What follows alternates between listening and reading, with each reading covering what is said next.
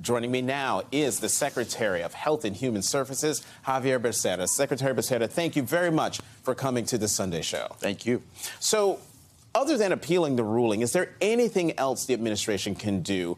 As Secretary of HHS, do you have any authority here?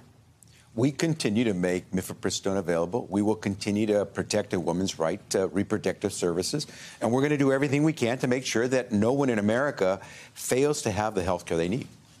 Judge Kaczmarek said he focused on legitimate safety concerns about mifepristone, despite its having a 99% safety record, better than Viagra, better than Tylenol. Senator Ron Wyden on Friday said, and I'm quoting here, "I believe the FDA has the authority to ignore this ruling, which is why I'm again calling on President Biden and the FDA to do just that." Can you do that? Can you just ignore a ruling? Look, FDA has the authority to approve a drug. It has to be safe and effective. They did so 23 years ago, as you've said. And during those 23 years, millions of women have used that drug, not just in America, in more than 60 countries around the world. They did their job. This judge should have done his job and ruled on the law, not on the medical science and the medical expertise that was really used to make the decision to approve mifepristone 23 years ago. So the judge's ruling from Texas doesn't go into effect for 7 days. What happens if it's not stayed? What happens if his ruling goes forward? How do you make mifepristone available? The Department of Justice has already appealed the judge's ruling. We will seek a stay of that judge's ruling beyond the 7 days that the judge imposed his own stay, and we will make sure that we get that appeal. And if we can't, the stay, and if we can't get the stay, we'll go as far as we need to go to try to protect access to mifepristone. So what does that mean? What does that look like? Go as far as we can go, Jonathan. It takes us wherever after 7 days we must go if we can't get an extension of the stay on this judge's ruling. And we'll go wherever we need to go. The president has said we're going to protect a woman's right to access the health care that she needs. You want to do one more time? One more time. Just give me one thing. So at this stage, it means going to the appellate court and seeking the stay of the judge's decision. Okay. You're asking me to speculate beyond what I should. Well, I mean, not speculating. I mean, you're the secretary. Maybe you know, in your Easter basket of, of tricks, you would have something to share. Let's move on. This would be the first time a drug approved by the FDA could potentially be removed from the market because of a court order. This is a dangerous precedent, isn't it? It is, because the scientific judgments of the medical experts and those who did all the clinical research is now being questioned, second-guessed by one judge in one state in one court. Mm-hmm.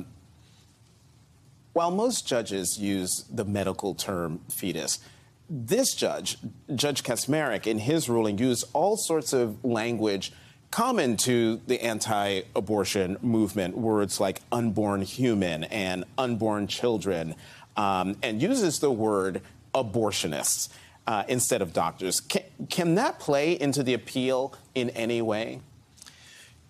Every aspect of the judge's ruling will have to be examined by the appellate courts, and we hope they will they will scrutinize what this judge did and said, because if you're going to turn upside down the entire approval process that the FDA relies on, not just for mifepristone, but insulin, vaccines, you name it, a drug goes through a process with FDA. If this judge says you can overturn that and 23 years of evidence to show that it is safe and effective, you've put essentially every drug in America in some form of risk. Mm-hmm. You know, as you were answering the first question, I turned over here to pull up this quote from the vice president. You ended early, almost got caught. But the vice president, I'm going to quote her back to you. She says, if a court can override FDA approvals for abortion medication, one must ask, what medication is next? That's right. Because the process that FDA has used for a long time is the process it used for mifepristone.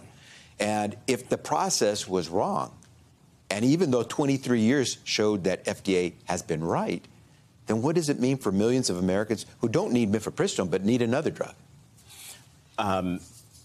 How concerned is the administration that this is this Texas ruling, excuse me, is the beginning of a concerted effort by the right to, not end there, not end at mifepristone or reproductive care, but going down the line for other medical care?